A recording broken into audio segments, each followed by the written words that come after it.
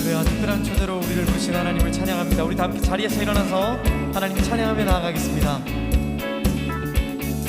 우리의 힘과 소망이 되신 하나님 찬양하며 나가십시다.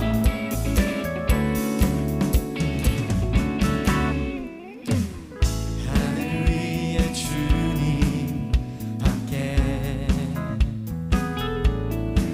내가 사모할 자 이 세상에 없네. 내 맘과 힘은 믿을 수 없네. 오직 한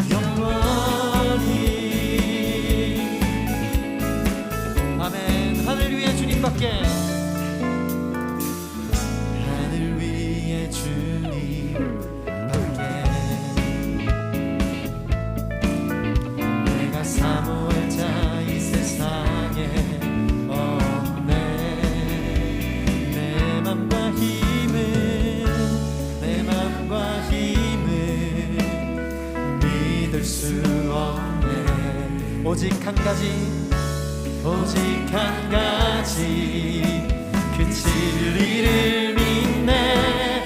주는 나의 힘이요, 주는 나의 힘이요, 주는 나의 힘이요. 영원히 주를 의지. 주는 나의 힘이요, 주는 나의 힘이요.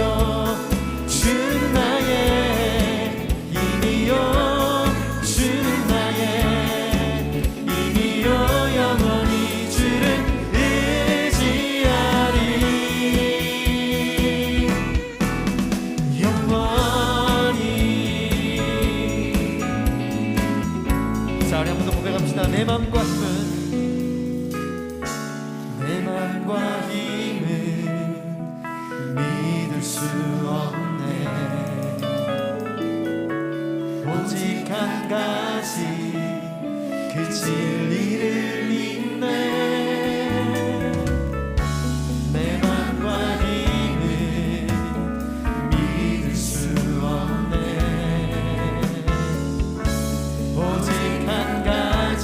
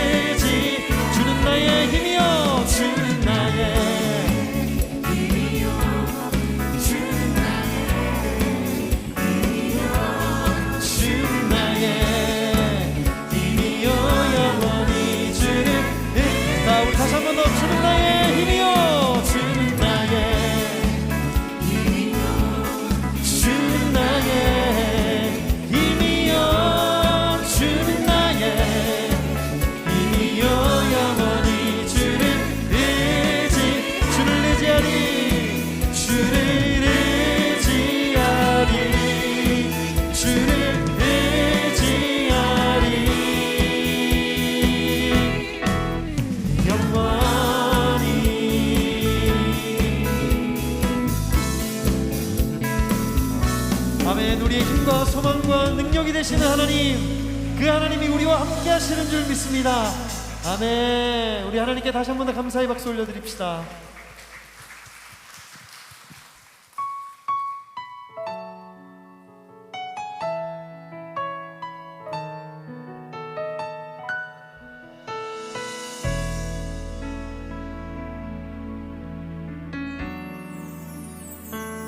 괴로울 때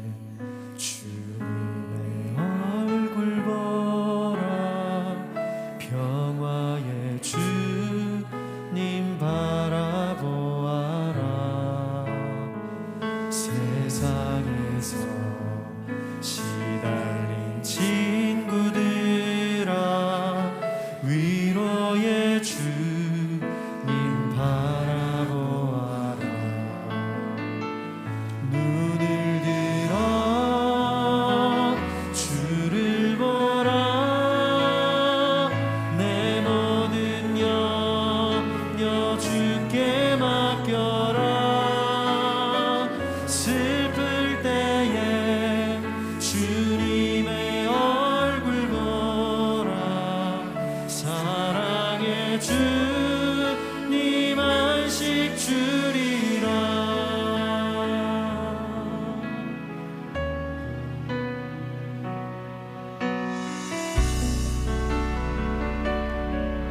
함께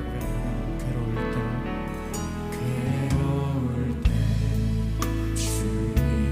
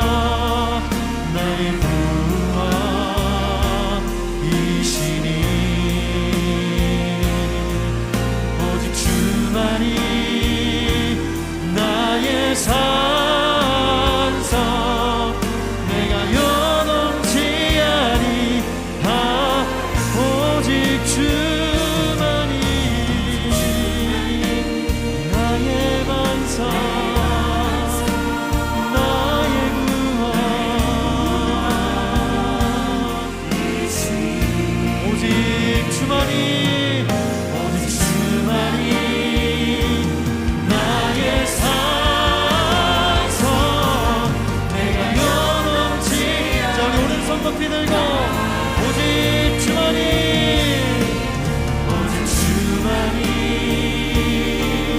나의 반석 나의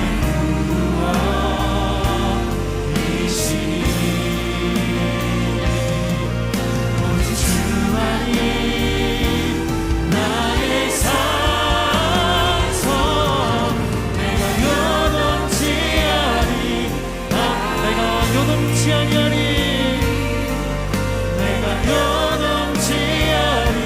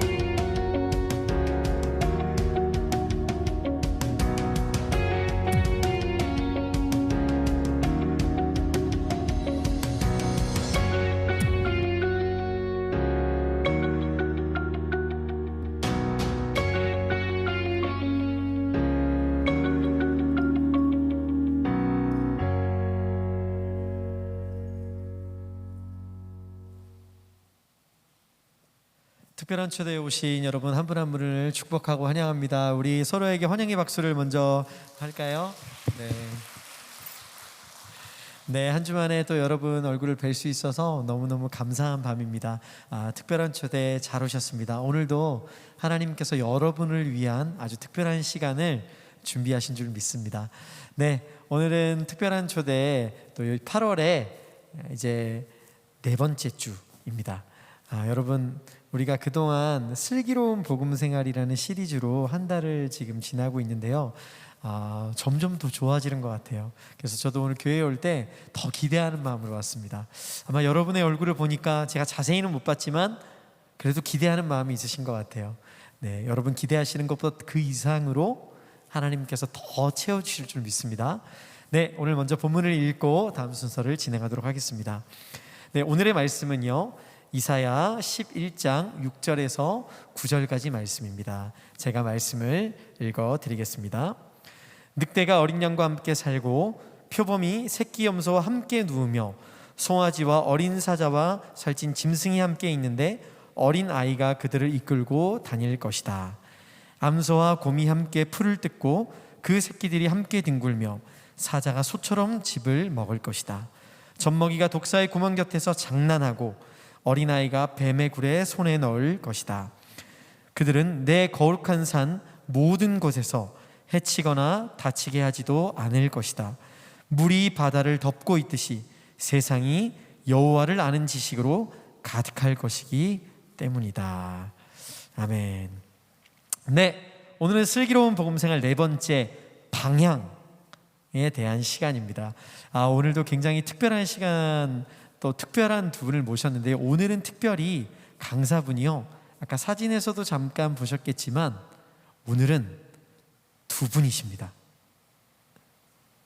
전혀 기대감이 없으신가요? 너무 놀라셔서. 네, 그렇죠. 보통 저희가 한 분을 모시는데 오늘은 두 분이지만 또 한 분이기도 합니다. 부부는 한 몸이잖아요. 두 몸이 아닙니다. 예, 부부는 한 몸이기 때문에 두 분이시지만 또 한 분이십니다. 이 두 분을 모시게 됐는데요, 너무너무 기대가 되고요. 잠깐 소개를 해드리면 두 분이신데 이배경 장로님과 송지혜 권사님이십니다. 저희 교회 장로님 권사님이시고요. 일단은 여러분 지난주도 다 보셨다시피 아시겠지만 인상이 다 너무너무 좋으세요. 실제로 보시면 더 아마 여러분의 얼굴도 환해지실 거라고 믿습니다. 그런데 오늘 이 부부 생활에 대해서, 또 여러 가지 성격에 대해서, 성향에 대해서 두 분의 또 간증도 있고 여러 가지 스토리를 들을 텐데, 사실 이분들이 이력이 조금 특이하세요. 오늘 올라오시는 주제를 가지고 올라오시는 거에 비해서는 이력이 좀 특이하세요. 장로님께서는 비즈니스를 하고 계시고요. 또 권사님께서는 피아노 교수법 연구소장님으로 지금 활동하고 계십니다. 어떻게 보면 언뜻 보면 이것에 대해서 전문가이신가? 라는 의문점을 품을 수도 있지만 굉장히 이 분야에서 활발하게 활동하고 계시고 굉장히 유명하신 분들입니다. 제가 더 많이 소개하면 기대감이 떨어질 것 같아서요. 우리 두 분을 모실 텐데요. 우리 이배경 장로님과 송재혜 권사님을 모시도록 하겠습니다. 우리 큰 박수로 부탁드립니다.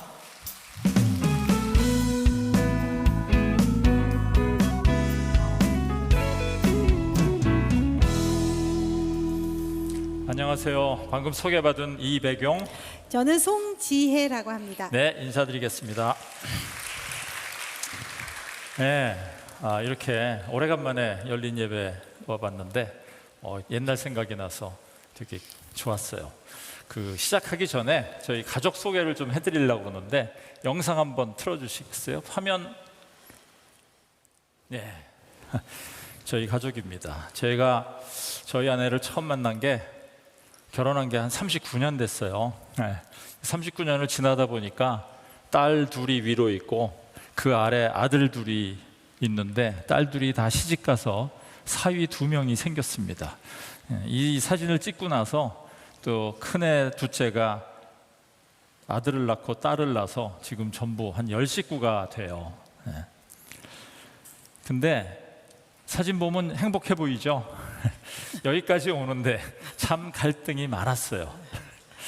저는 네, 저희가 잡지사에서 인터뷰를 하거나 이제 아침마당 그런 데를 많이 나가서 이 부부 생활이라든지 뭐 행복 전도사, 남편 성격만 알아도 행복해진다 이런 책을 쓰게 되면서 많이 알게 되면 사람들이 묻는 질문이 뭐냐면 그렇게 많이 싸우시고 거의 이혼 내지는 거의 뭐 우울해서 죽음까지도 생각했던 그런 관계에 어떤 기회에 그렇게 아기를 많이 낳을 수 있었느냐, 이게 항상 저희에 대한 질문이었어요. 저는 처음에 결혼할 때 부인만 잘 고르면 행복하게 살 줄 알았어요. 그리고 정말 부인을 잘 골랐어. 이쁘잖아요. 공부도 잘했어요. 지금 이 나이에도 이 정도 이쁘면 저도 이 정도면 괜찮잖아요. 정말 행복한 가정이 될 줄로 생각을 했는데 결혼을 딱 하고 나니까 너무 충격이었어요. 정말 나하고 너무 다른 모습에 정리 하나도 안 되고 밤낮 잊어버리고 제가 수습하는 게 너무 힘들어가지고 정말 하나님께 기도를 많이 했어요. 부인만 문제가 아니었어요. 애들이 태어나는데 이거는 큰애 키울 때 이렇게 하면 되겠거니 하고 키웠더니 둘째는 전혀 다른 놈이 태어나더라고. 그랬더니 셋째는 더 다른 애가 태어나고 이런 수많은 갈등을 통해서 저희가 지금까지 와 있는데 그렇게 된 데에는 이 MBTI 성격 또 다른 많은 성격 기질 이런 것들이 저희에게 많은 도움이 됐던 것 같아요. 네, 저는 아이 셋을 낳고 이제 늘 저희 남편을 많이 닮은 아이들이 나와서 하나님 저하고도 좀 닮은 애도 하나 낳았으면 좋겠습니다 하고 4번째 아이를 가졌는데 나오고 나니까 감당이 안 되는 거예요. 왜냐하면 저는 저랑 비슷해서 괜찮을 줄 알았는데 저희 남편이 저도 감당 안 되는데 또 다른 아이를 낳는데 그 아이는 더 감당이 안 되니까 어떻게 키울 거냐고. 근데 저희가 하나님이 저희를 어떻게 만드신 거에 대한 공부를 지금으로부터 한 20년 전에 처음으로 알게 됐어요. 그 전에는 정말 결혼하고 나서 저희 남편이 저를 힘들다고 했지만 어떻게 한쪽만 힘들 수 있겠어요, 그죠?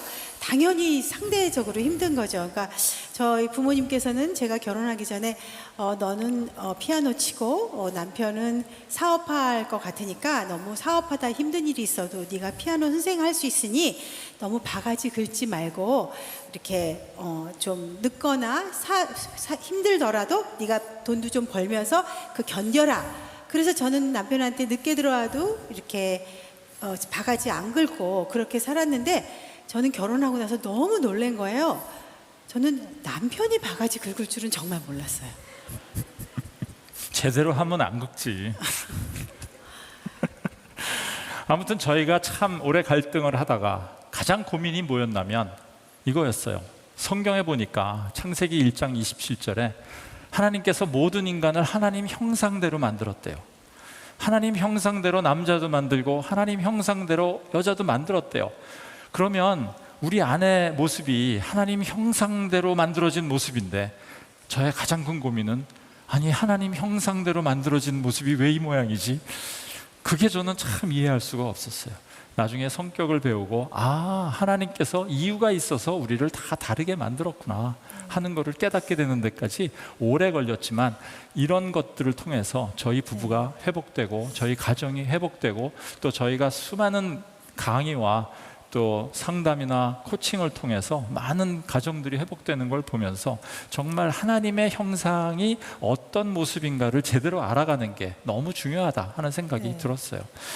사실 한 장만 슬라이드 보여주시겠어요? 네, 우리 삶의 영역에는 가정만 있는 게 아니에요. 사실 직장에서 정말 많은 시간을 보내요. 근데 직장에서도 많은 직원들이 직장을 떠나는 이유가 말을 안 해서 그렇지 상사와의 갈등이더라고요. 그것만이 문제인가요? 여러분, 요즘 우리 사회를 보면 정말 갈등이 너무나 많은 사회인 것 같아요. 그럼 교회는 갈등이 없나? 제가 사역단체에서 사역을 하면서 정말 하나님 일을 해보려고 사람들이 모였는데, 나중에 보니까요, 서로 이 사역팀의 갈등 해결하는 에너지가 사역하는 에너지보다 더 들어가더라고요. 도대체 우리는 왜 이렇게 갈등할까? 제가 내린 결론은 우리 안에 다 나중심적 생각이 있기 때문이다. 나중심적 사고를 우리가 하고 있는 거예요. 나는 맞는데 저 사람은 틀린 것 같아. 이게 우리의 가장 큰 문제였어요. 나는 맞는데 우리 안에는 나와 다른 모습이 이해가 안 되니까 저는 틀렸다고 생각했고, 이 틀린 걸 고쳐주려니까 이 고쳐지지가 않더라고요. 우리 자녀의 나와 다른 모습을 보면서 정말 세상을 잘 살아가기 위해서 좀 다르게 고쳐주고 싶었는데 안 고쳐지더라고요. 제가 다 다르게 창조됐다는 것을 깨닫고 정말 많이 회복된 것들을 오늘 여러분하고 좀 나누려고 합니다. 네, 저희의 차이가 이렇게, 그러니까 왜 이렇게 갈등되는 결혼을 했을까부터 저는 너무 이해가 안 갔어요. 하나님이 가장 좋은 배필을 정해주신다고 했는데, 저희 남편은 아까도 소개해드렸지만 공대 쪽이거든요. 저는 예술 쪽이잖아요. 그러니까 기본부터 뭐가 안 맞는 거죠. 그러니까 저희 남편은 모든 사람은 자기의 기준이 있고 틀이 있어야 되고 정확히 떨어져야 되는데, 제가 그 틀에 안 맞기 때문에 저를 늘, 아까도 대화 속에서 고치려고 했다는 이 단어가 제가 계속 걸리는 거예요. 왜 고치죠? 그냥 살면 되는 건데, 저는 너무 남편이 저를 고치려 했고, 나중에 저희 책에도 나오지만 저를 하나님이 지으신 사람 중에서 네, 뭐 시간이 없어서 넘어가려고 그랬는데 하나님께서 하나님의 형상대로 창조했다고 그랬잖아요. 근데 아무리 봐도 하나님 형상이 아니에요. 그래서 제가 기도하고 하나님께 따지고 고민하는데 어느 날 이런 생각이 들더라고. 공장에서도 불량품이 한 1, 2% 나오는데 하나님이 하나님 형상대로 만들다가 불량품이 나왔나 보다. 그래서 제 첫 번째 책, 남편 성격만으로도 행복해진다는 책에 이렇게 써놨어요. 내 안에는 불량품 딱 써놨더니 우리 아내가 그 밑에 이렇게 썼어. 내 남편은 쫀쫀이. 아무튼 사람을 어떻게 물건을 취급하는 것부터가 이상하지 않은가요? 그러니까 어떻게 사람을 정품, 불량품으로 나눌 수 있다는 이 사고 자체가 문제가 있다라고 생각이 드는 그런 상황에서 우리 부부가 시작이 된 거예요. 그러니까 이거는 싸울 때도 그냥 서로의 입장만 얘기하니까 저희는 나중에는 그거 성경에 나온 말이야? 그러면 순종할 수 있어. 그렇지만 성경에 나오지 않으면 더 이상 당신 말을 들을 수 없어. 왜냐하면 사고 자체가 틀렸으니까. 이렇게 갈등이 시작된 게 저희의 시작이었죠. 그래서 오늘 성격을 얘기하기 전에 이 성격이 왜 우리를 갈등하게 하는가를 한번 느껴보고 싶어요. 그래서 여러분 여기 계시니까 다 팔짱을 한번 껴보겠습니다. 팔짱. 자, 팔짱을 껴보세요. 자, 어느 팔뚝이 위에 있어요? 네, 어떤 분은 오른쪽, 어떤 분은 왼쪽. 옆에 사람을 이상한 눈으로 쳐다보지 마세요. 다 정상이에요. 네, 어떤 사람은 왼쪽, 어떤 사람은 오른쪽이에요. 자, 반대로 껴보세요. 이제 반대로. 그건 똑같은 거고. 반대로. 자, 느낌이 어떠세요? 느낌이 어떠세요? 이 느낌이 굉장히 중요한 거예요. 무슨 얘기인가 하면 화면 좀 올려주시겠어요? 예, 성향이라고 얘기하는데 성향의 프리퍼런스, 나하고 맞는 환경이 됐을 때는 모든 게 팔짱을 편하게 찐 것처럼 자연스럽고 쉽고 확실하고 잘 돼요. 그런데 나하고 맞지 않는 성향의 사람을 만나거나 나하고 맞지 않는 성향의 환경에 놓였을 때는 사람들은 다 서툴고 어렵고 불안하고 느리고 어색한 지금 여러분이 느끼시는 그 느낌을 느끼게 되는 거예요. 그런 느낌을 계속 가지라 그러면 어떻게 되겠어요? 스트레스 레벨이 올라가기 시작하면서 별것도 아닌 것에 화를 내게 돼 있더라고요. 이거는 성령 충만의 문제도 아니고요, 이거는 신앙의 연륜의 문제도 아니더라고요. 나랑 안 맞는 상황을 이해하지 못할 때는 오해하고 화가 나고 이런 분위기가 된다는 거죠. 불편해지는 거죠. 예. 일단은. 그래서 오늘 이 MBTI에서 얘기하는 16가지, 그거를 만드는 8가지를 얘기하는데 우선 첫 번째, 내향형과 외향형에 대해서 한번 해볼게요. 저희가 뭐 설문지 같은 거는 뭐 여러분들이 요새 다 아니까 그냥 제가 간단한 질문을 만들었어요. 자, 외향형은 어떤 사람인가 하면 주로 바깥에서 활동하고 폭넓게 사람을 사귀고 말하는 게 편한 사람이에요. 그리고 행동하고 생각하는 사람이에요. 다시 얘기하면 주로 밖에 나가서 안 들어오고 말이 많고 아무 생각 없이 행동하는 사람이죠.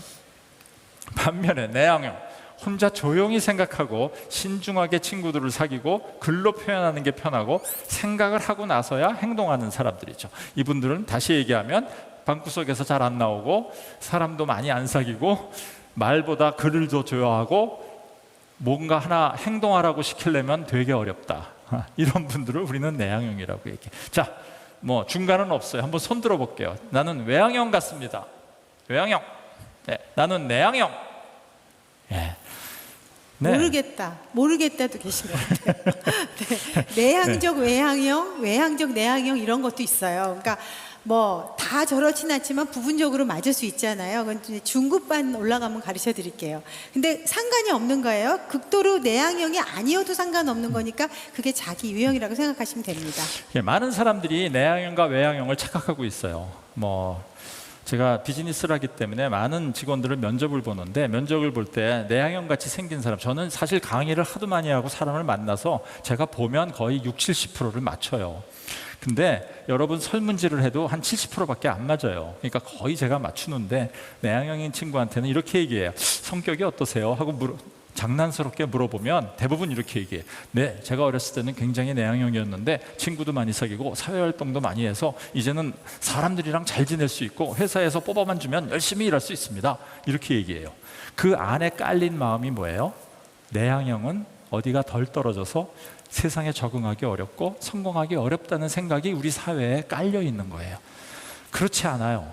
내향형과 외향형의 차이는요, 성공할 수 있고 안 하는 게 아니에요. 실제로 미국의 성공한 CEO의 반 이상은 내향형이에요. 네, 내향형도 얼마든지 성공할 수 있어요. 뭐가 다르냐? 에너지가 달라요. 우리 몸 안에는 배터리가 하나 있는데 이 배터리가 충전됐다 방전됐다 하는 거예요. 저 같은 내향형은요, 밖에 나가서 사람 만나고 미팅하고 회식하고 놀면 에너지가 떨어지는 사람이에요. 이 내향형은 언제 충전이 돼요? 집에서 혼자 조용히 쉬면 충전이 되는 사람들이에요. 반면에 놀랍게도 우리 아내 같은 외향형은 밖에 나가서 사람 만나고 놀고 파티하고 놀면 에너지가 올라가기 시작해요. 아무것도 하지 말고 쉬라고 집에다 가다 두면 에너지가 떨어지는 사람이에요. 이게 다른 거예요.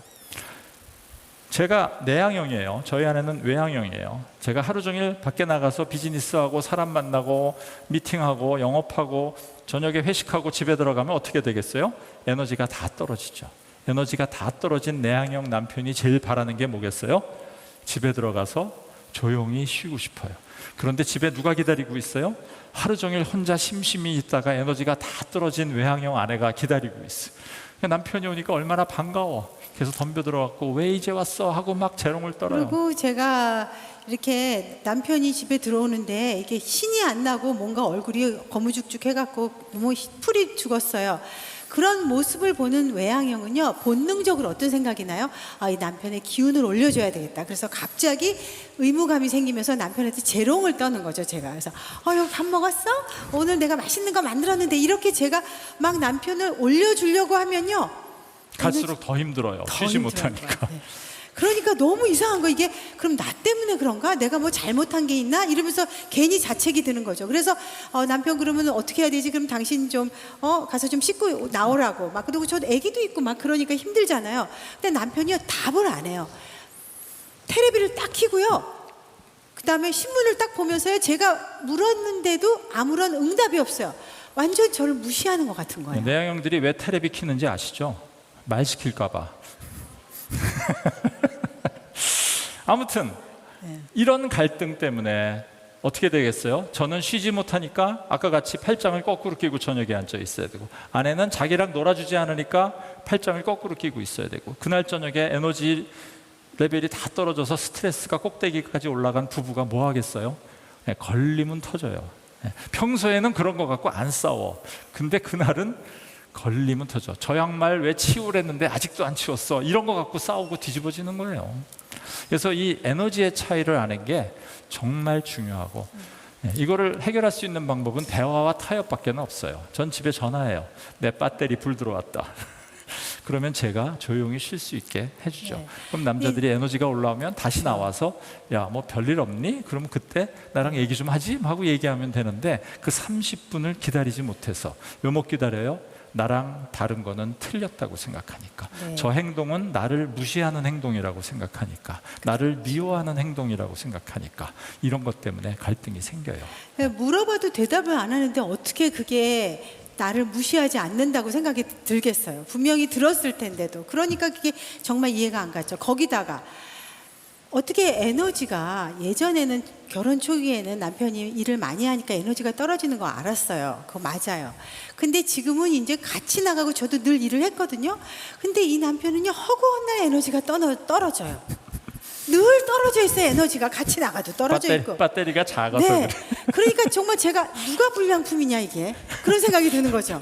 작은 배터리 불량품이 아니고. 네. 그래서 제가 이거는 내가 불량품이 아니지, 이거는 정품이 어떻게 된 거야, 이런 생각.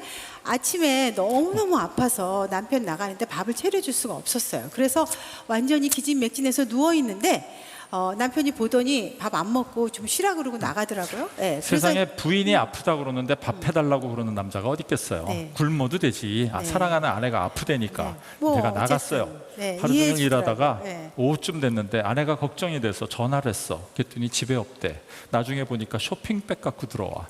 보니까 너무 화가 나는 거야. 아니, 이 애팬 내가 밥 해주기 싫으니까 앞에다 그러고 밖에 나가서 신나게 놀다가 물건 사갖고 와.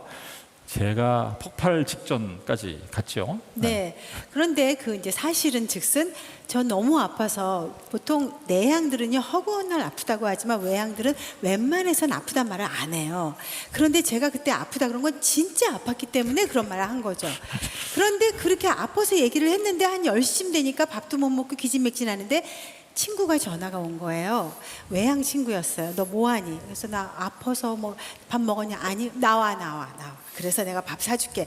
그래서 밥을 사주고 걔가 병원도 데려간다 그랬는데, 걔랑 밥을 먹고 나니까 이상하게 친구랑 얘기하는데 아프지 않은 거예요. 병원은 꼭 가야 될 필요가 없다고 생각이 들어요. 그렇죠? 그러니까 좀 얘기하다가 또 창거리나 사가지고 들어가야 되겠다라고 나와서 집에 와서 그날 무사히 지나갔어요. 왜냐하면 남편이 아무 말도 안 했거든요. 근데 며칠이 지났는데 영 분위기가 이상해요. 아무것도 아닌 일에 계속 트집을 잡기 시작하고 반찬 투정을 하고 뭔가 낌새가 이상한 거예요. 나중에 알고 보니까 남편이 못이 당신이 말이지. 그러면서 고구마 줄기 캐듯이 당신 아프지도 않으면서 남편 밥 해주기 싫어서 거짓말하고 말이지, 쇼핑이나 갔다 오고 이런 소리를 막 하니까 저는 아무 생각이 안 나죠. 외향들은 그때그때 충실하기 때문에 그 옛날 과거가 잘 기억이 안 나거든요. 이게 무슨 소리지 생각해보면 남편이 그걸 기억하고 있다가, 왜? 내향이기 때문에 그날 말하지 않았어. 어떻게 해요? 쌓아두기 시작해요. 내향들은 한 번에 말하지 않아요. 쌓아요. 그래서 어느 순간에 굉장히 부적절한 순간에 그것이 나오면서 그다음부터 모든 게 이제 나타나기 시작하는 거죠. 그게 내향이었다는 거예요. 경계선도 달라요. 내향형은 자기가 어떤 경계선 안에 있을 때 편해요. 그리고 내가 그 경계선을 밖으로 나가게 되면 불안해지기 시작해요. 나갈 때만 불안한 게 아니라 다른 사람이 내 경계선에 들어오는 것도 불편해요. 반면에 놀랍게도 외향형은요, 경계선만 보면 들어가 보고 싶어요. 그걸 못 들어가게 하면 불편해지기 시작해요. 그러니까 아까 얘기했죠. 둘 중에 한 사람은 항상 팔짱을 거꾸로 끼고 있는 거예요. 남의 집에 가서도요, 냉장고 문을 먼저 탁 열어. 야, 이 집에 뭐 시원한 거 없어? 하고 외양형이 열면요, 내양형 주인이 기가 막힌 거야. 아니, 저거는 쟤는 물어보지도 않고 남의 집 물건을 막 뒤지네.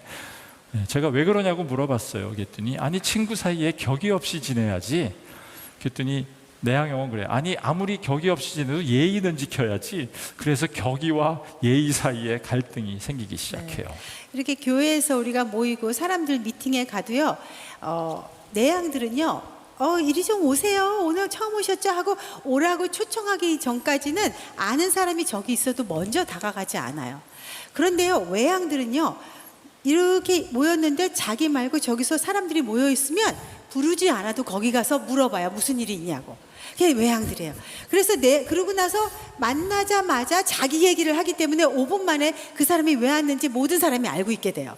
그게 외양이 돼요. 그래서 외양들은요, 이런 우리 새신자라든지 교회에서 만났을 때, 특히 오늘 같은 새신자 예배에서는 외양들이 보통 새신자 부를 맡게 돼요.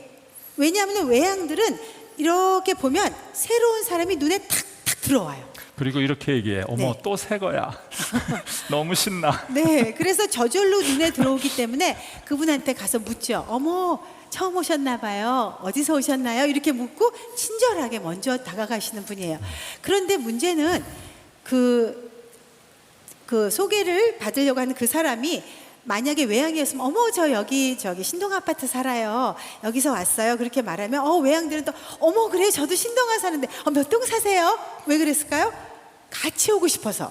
그렇게 무난하게 서로 대화가 잘 유지가 될 수 있어요. 근데 만약에 가만히 있던 사람이 내양이었다면 외양 집사님이 오셔서 처음 오셨나 봐요. 어디서 오셨어요? 라고 묻고 어머, 그럼 이 신동 아파트 이 동네 사시나 봐요. 혹시 몇 동 사세요? 하고 물어보는 순간 내양들은 남의 아파트 동수는 왜 물어봐? 라는 생각이 들어요. 그리고 또 같은 아파트 살면 그게 큰 평수인지 작은 평수인지가 뻔히 알게 되니까 이 사람 좀 봐라. 너무 신상조사로 들어가네. 여기 잘못하면 너무 드러나게 생겨서 좀 조심해야 되겠는걸?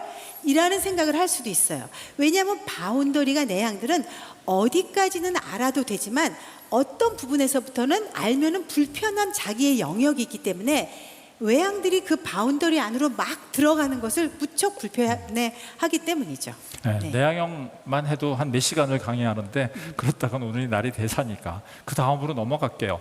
정리형과 개방형.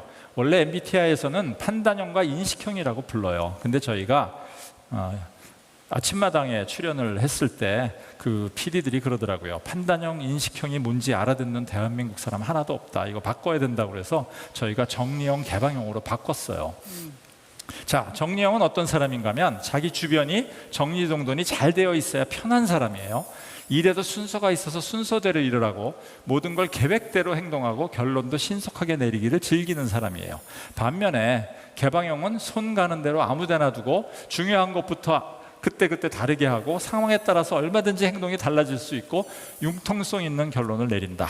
이건 쉽죠? 자, 정리형, 개방형. 예.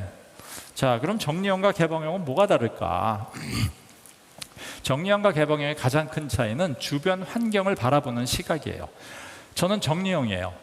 내향형이라고 다 정리형은 아니지만 정리형들은 모든 내 주변이 잘 정리되어 있을 때 편안함을 느껴요. 내 주변이 어지러워졌으면 전 굉장히 힘들어요. 그래서 책상도 항상 정리해 놓고 책꽂이도 정리해 놓고, 물론 정리를 잘하진 않아요. 제가 살아보니까 정리를 시키더라고요.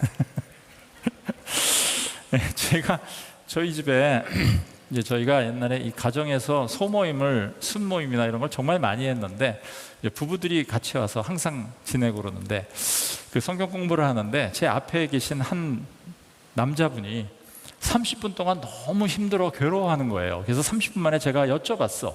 어디 아프세요? 그랬더니 그분이 이렇게 얘기하는 거예요.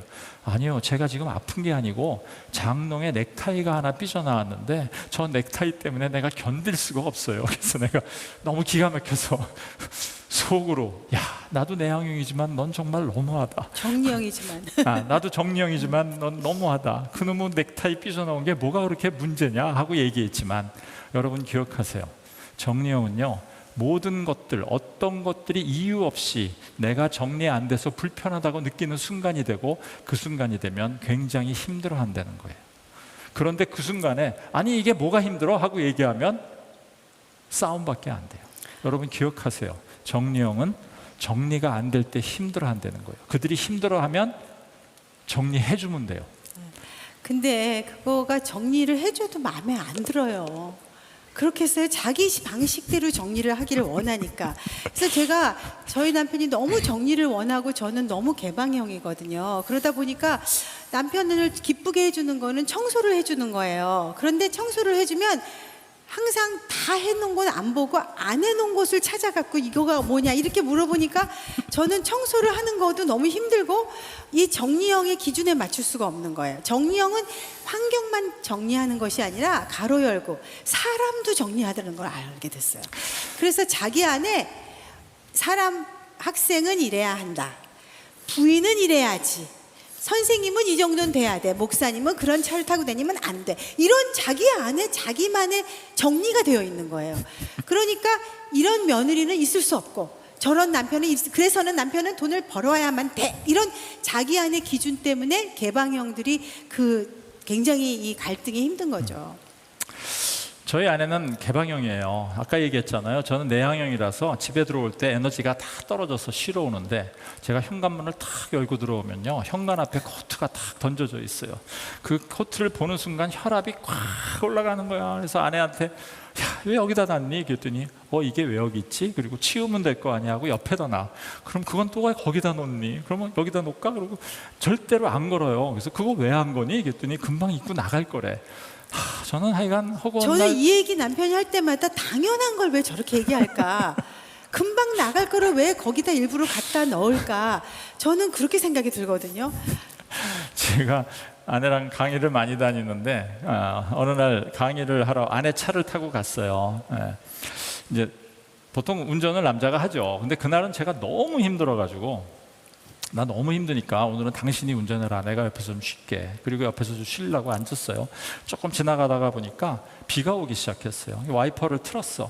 근데 조금 있다 비가 그치더라고요. 그럼 와이퍼 꺼야 되잖아. 우리 아내가 끄지 않고 계속 가는 거예요. 조금 있다 소리도 나, 끽끽 하는데 우리 아내 아무 생각이 없었어. 내가 너무 기가 막혀갖고, 여보 저 와이퍼가 안 보이니? 저거 좀 꺼라 그랬더니 우리 아내가 뭐라 그래요? 아니 이게 왜 켜졌어? 여러분 기억하세요. 개방형은 안 보인대요. 안 보인대요. 안 보인다는 사람한테 아니 인간이 뚫린 두 눈으로 저게 어떻게 안 보여를 얘기해도 소용이 없어요. 안 보인대요. 그래서 정리형이요, 나 정리해줘 하면 정리해 주듯이 개방형이 안 보였다고 그러면 토달지 마세요. 안 보인대요. 전 이해는 안 돼. 저희 과목은 이해 과목이 아니에요. 암기 과목이에요.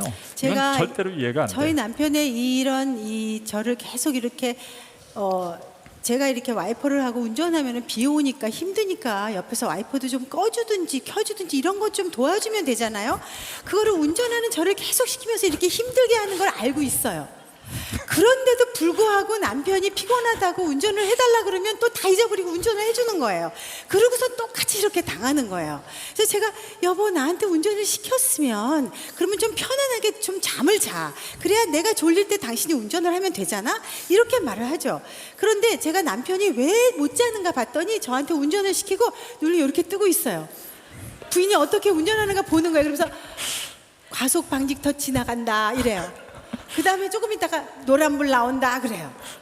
그러니 얼마나 인생이 피곤하냐고요. 그래서 제가 야 저렇게 하니까 저렇게 늘 힘들고 피곤하고 뭐 잠이 안 온다 그러고 그러지, 딱 맡기고 자면 됐지 않은가, 이런 생각이 드는 거죠. 난폭 운전을 안 해야지.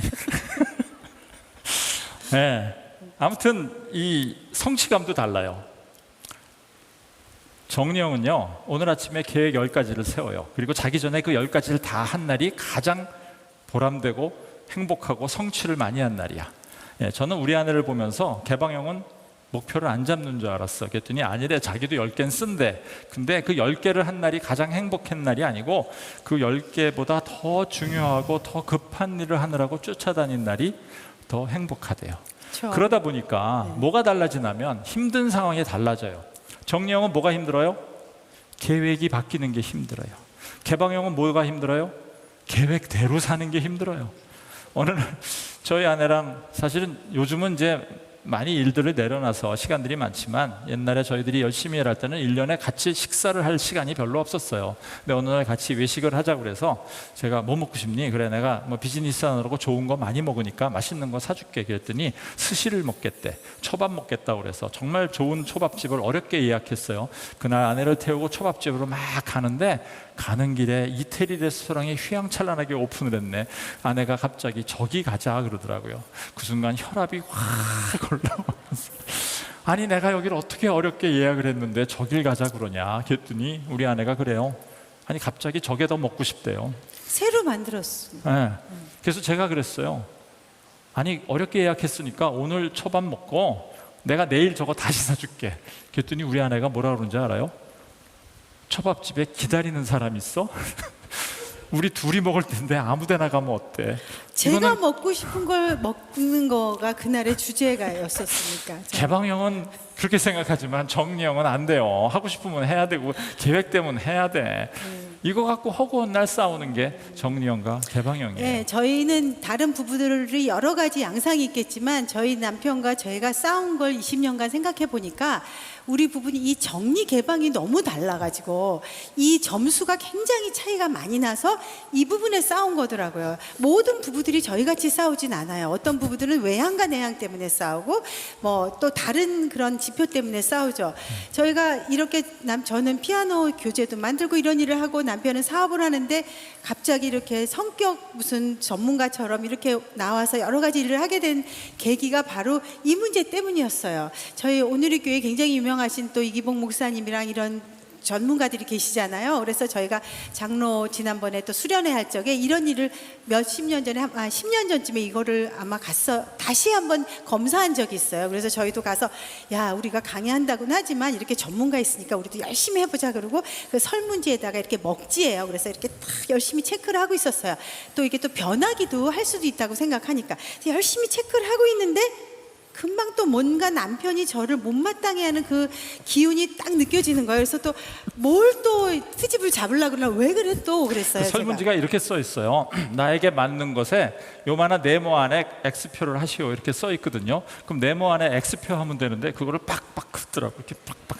그 모습을 보면서 속이 꽉 막히면서 저는 설마 이것까지 그럴 거는 생각을 못한 거예요. 그래서 제가 그랬어요. 여보, 이거는 먹지기 때문에 밑에 이렇게 표시하는 게 중요하지 그 안에 들어가는 게 하나도 중요하지 않아.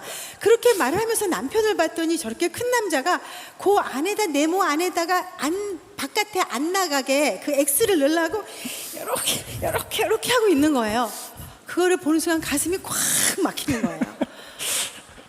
그런데 마침 그날 이기복 목사님이 아유 저기 두 장로님 사모님 오셨으니까 권사님 오셨으니까 한번 오늘 이렇게 검사했는데 어땠는지 한번 소감 발표를 하라고 그러더라고요. 그래서 제가 가서 얘기를 하는데 갑자기 이 주마등처럼 20년의 세월이 막 지나가는 거예요. 저는 세계는 넓고 할 일은 많다. 그렇게 외향이고 제가 개방이니까요. 이게 이렇게 해야지 기분이 좋잖아. 이렇게 탁 해야지. 근데 그걸 못하게 하는 거예요. 그게 마치 뭐가 있냐면 내가 뭔가 하려고 그러면 뭐든지 못하게 해. 핸드폰을 산다 그래도 못하게 해. 뭘 한다 그러면 하라고 그러는 게 없어요. 사고 치니까. 그래서 제가 도대체 내가 이렇게 이런 나를 그렇게 자기 안에 가두어 놓고 그 안에다가 집어넣으라고 말하는 게 아무리 성격 강의를 10년 이상 강의를 해도 소용없다. 여러분 지금 검사하시지만 안 변해요. 안 변해. 절대 변하는 거 생각도 하지 말라고. 제가 그날 그렇게 강의를 그때 얘기를 했어요. 그랬더니 거기 앞에 두란노에서 누가 계셨었던 것 같아요. 이거 책으로 써야 됩니다. 그러더라고요. 그래서 그냥 저희가 맨날 사는 얘기를 성격에 맞춰서 그냥 줄줄줄 책을 쓴 게 남편 성격 책이었어요. 근데 그걸 보고 갑자기 SBS에서 저희를 김미아의 유에서 나오라고 하더니 그다음 뭐 아침마당에 갑자기 저희 싸운 얘기가 전 세계에 알려지고 전국에 알려지면서 우리 애들이 창피해서 못 나가겠다고, 엄마 아빠 싸운 걸 전국이 알고 있는 것 같다고. 전 세계가 다 알아, 우리 부부 싸우는 거. 예. 결혼할 적에도 그 책을 갖고 있다고 킬킬 웃으면서 요즘 애도 얘기하거든요. 그래서 저희가 첫 번째 책을 남편 성격만 알아도 행복해진다라고 썼어요. 그랬더니 엄마들이 다 그러더라고요. 그 중요하지도 않은 남편 성격 알면 뭐하니, 애나 잘 키우게 아이 성격 가르쳐달라 해서 두 번째 책으로 아이 성격만 알아도 행복해진다는 책을 썼어요. 제가 세 번째 책을 쓰고 네 번째 책으로 상사 성격만 알아도 행복해진다, 왜냐면 직장이 중요하니까. 그런 책을 두란노에다 갖다 줬더니 요즘은 상사 성격 알고 싶어하는 직원도 없대. 그래서 제목을 바꿨어요. 내 안에 미운 사람이 사라졌다, 그래갖고 출판이 됐는데, 어쨌든 여러분 이 성격을 공부하셔야 돼요. 예. 여러분 CGN TV에 가면 저희가 40회분 강의한 거 아마 아직도 있을 거예요. 2009년 10년에 보면 성격만 알아도 행복해진다 치면 저희가 40회씩인가 2번을 해서 꽁투 들어 있고요. 이해하기 쉽게 되어 있어서 저희는 저희 아이들이 이제 결혼했잖아요. 그래서 결혼할 적에 성격 검사 당연히 하고요. 서로. 그다음에 너희가 일어날 수 있는 갈등에 대해서 이렇게 레포트 써갖고 제출하라고 했어요. 왜냐하면 저희는 그런 걸 몰라서 너무 맨땅에 헤딩하느라고, 남편 제가 불량품인 줄 알았고 저도 남편이 이해가 되지 않았어요. 그런데 이거를 미리 좀 배우면 얼마나 우리가 이 쓸데없는 데 시간을 안 쓰고 에너지를 모아서 정말 복음을 전하는 데 써야 되는 거 아닌가. 맨날 뭐 왜 잊어버렸냐, 왜 정리를 안 하냐, 이런 것 때문에 싸우는 게 너무 안타깝다는 생각이 들었죠. 네.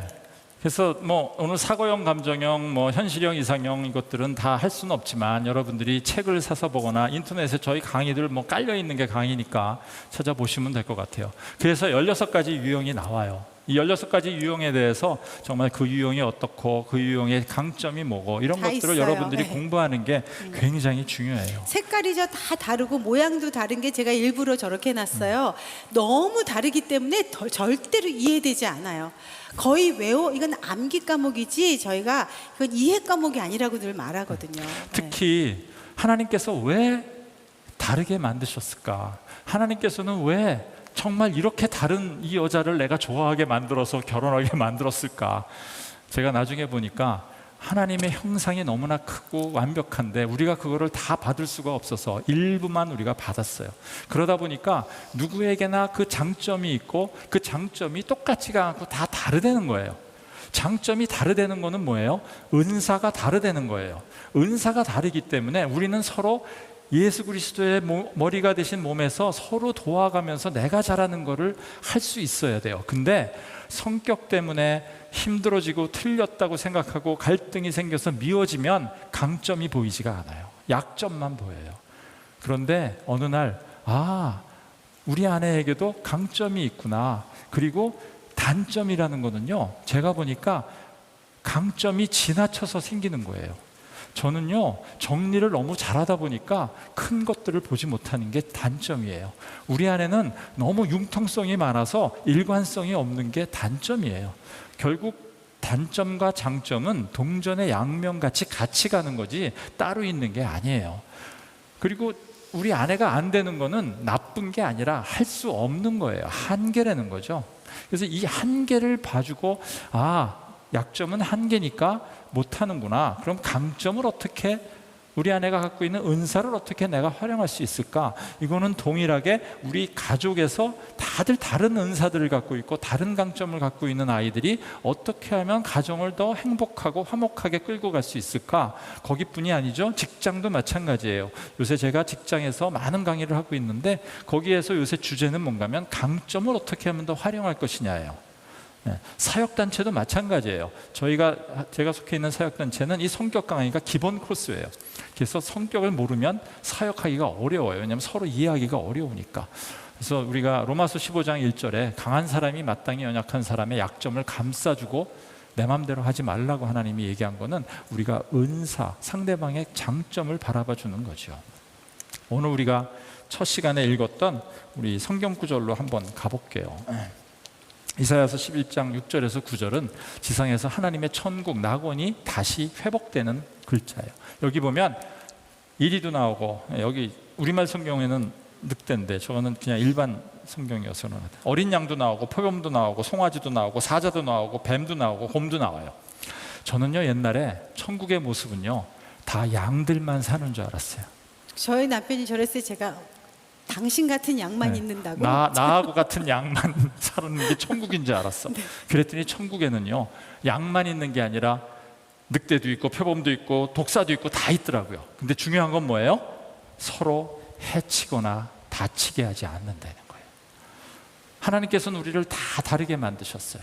이 다르게 만든 것들을 이해하지 못하면 갈등하고 싸우고 해치게 될 수밖에 없어요. 그런데 우리가 하나님께서 이렇게 창조하셨구나 하는 걸 이해하기 시작하는 순간 아내가 강점으로 보이고 자녀가 강점으로 보이고 나랑 같이 직장에서 일하는 동료 선후배들이 강점으로 보이고 사역하는 모든 사람들의 강점들이 보이기 시작하면서 정말 해됨도 없고 상함도 없는 해치거나 다치게 하지 않는 이런 모습이 천국이 되는 거예요. 그래서 우리가 하나님께서 우리 크리스천들한테 정말 사랑하라고 얘기하셨잖아요. 교회에서만 사랑하는 게 아니잖아요. 가정에서도 실천해야 되고 직장에서도 실천해야 되고 사회 아파트에서도 실천해야 되고 모든 곳에서 우리가 실천을 하려면 우리의 나중심적 사고를 바꿔야 되죠. 나만 맞는 게 아니구나. 모든 사람이 하나님께서 완벽하게 창조하셨고 하나님의 형상대로 만드셨구나. 이런 것들이 느껴질 때 정말 하나님의 지상낙원, 우리가 가야 할 길이죠. 이 현재 이 세상에서 정말 천국을 만드는 모습이 우리가 가야 될 방향이라고 생각하는데 그거를 하는 첫 번째가 나와의 다름을 인정하는 거죠. 다름은 틀린 게 아니다. 예. 그리고 내가 어떻게 창조되었는지를 아는 게 굉장히 저한테는 중요했어요. 이게 제가 이제 벌써 이 공부를 하게 됐고 강의하게 된 지 정말 20년 거의 넘게 됐는데 그동안 저는 제가 누군지를 잘 몰랐던 것 같아요. 그런데 남편과의 갈등을 통해서 제가 누군지를 알게 되니까 남편의 모습도 알게 되고 또 제가 내 아이를 낳았는데 어떻게 이렇게 한 명도 똑같지가 않아요. 저희는 6명, 심지어 이제 8명이 됐는데 8명이 다 다른 유형이에요.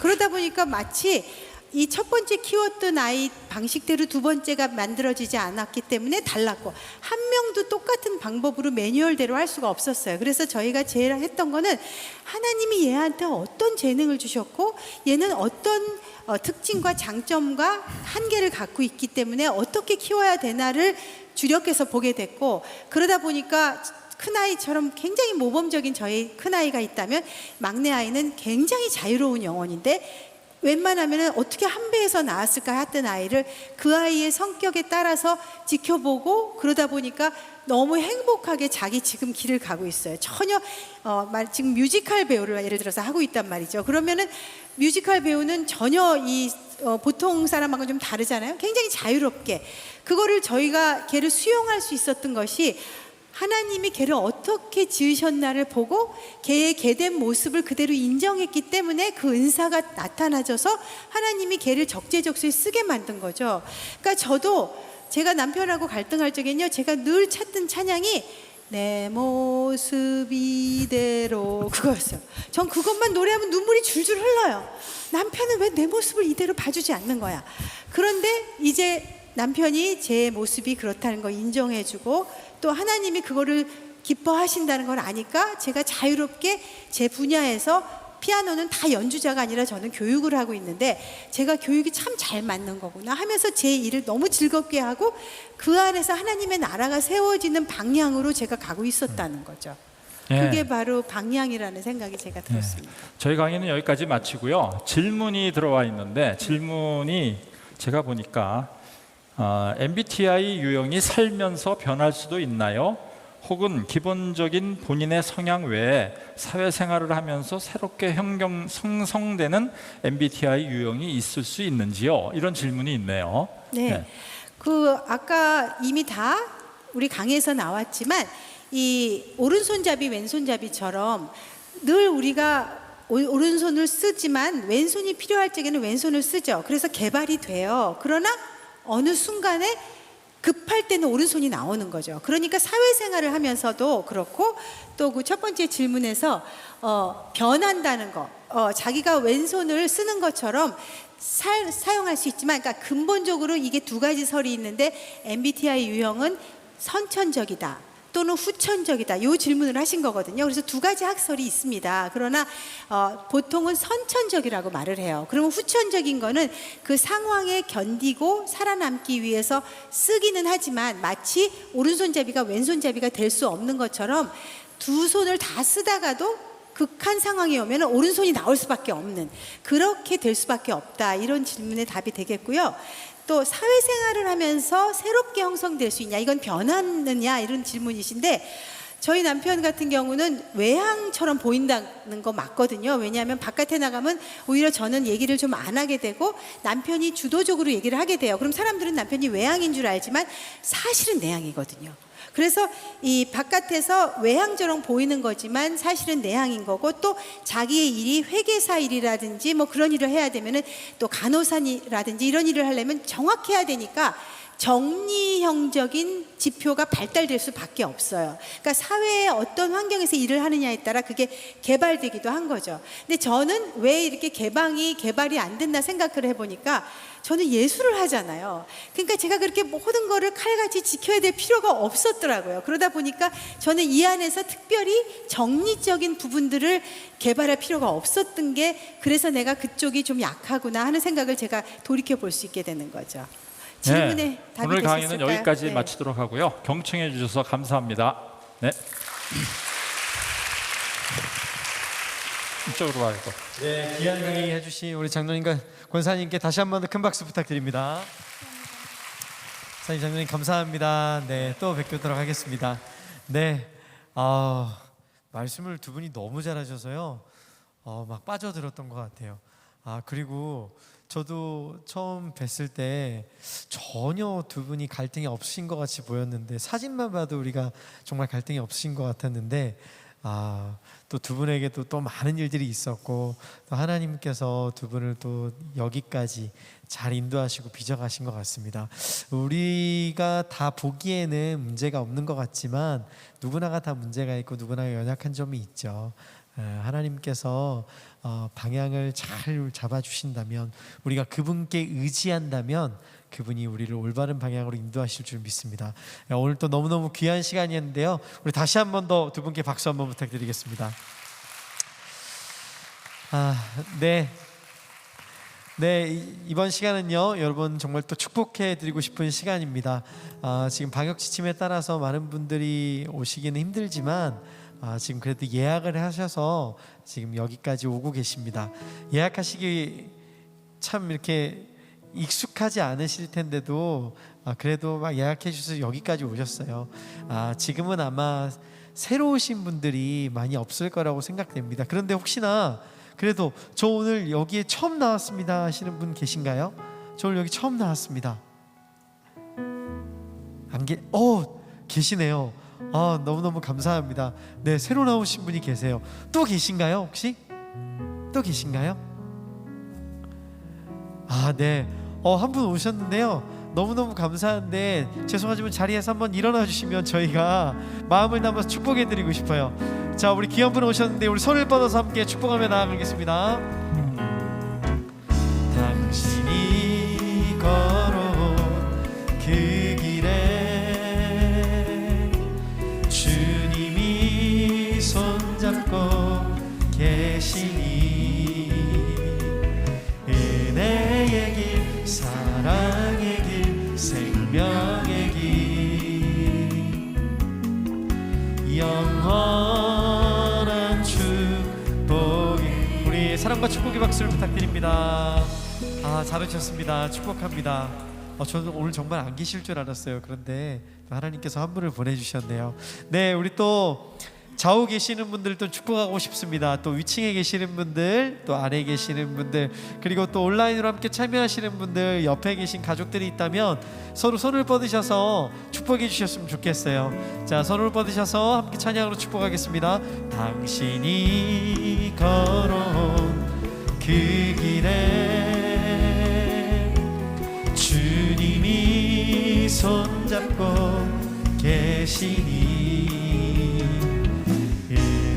은혜의 길, 사랑의 길, 생명의 길, 영원한 축복. 우리 서로를 향해 사랑과 축복과 격려의 박수를 부탁드립니다. 네, 8월 네 번째 주 슬기로운 복음생활 방향. 네, 오늘 준비한 시간은 여기까지입니다. 여러분 한 주간 살아내실 때 오늘 들었던 말씀도 기억하시고 하나님이 우리에게 허락하신 그 은혜를 기억하시면서 한 주간을 말씀과 은혜로 살아내시길 축복합니다. 날씨가 많이 조금 더 선선해졌어요. 날씨가 시원해진 만큼 날씨보다 더 기분 좋은 하나님의 그 시원한 은혜가 여러분 삶에 가득하기를 바라고 기도하겠습니다. 네, 오늘의 그 예약 시스템을 통해서 예약을 하실 수 있고요. 예약을 하신 분들은 주일날 오셔서 참석하셔서 예배를 드리실 수 있습니다. 월요일부터 예약 시스템이 예약이 가능합니다. 여러분 주변에 오고 싶으신데 아직 못 오시는 분들에게 또 추천해 주셔서 예약을 하시고 오시면 될 것 같습니다. 네, 8월 네 번째 주 시간 여기까지였습니다. 여러분 너무너무 감사드리고요. 한 주간 평안하시고 승리하십시오. 안녕히 들어가십시오.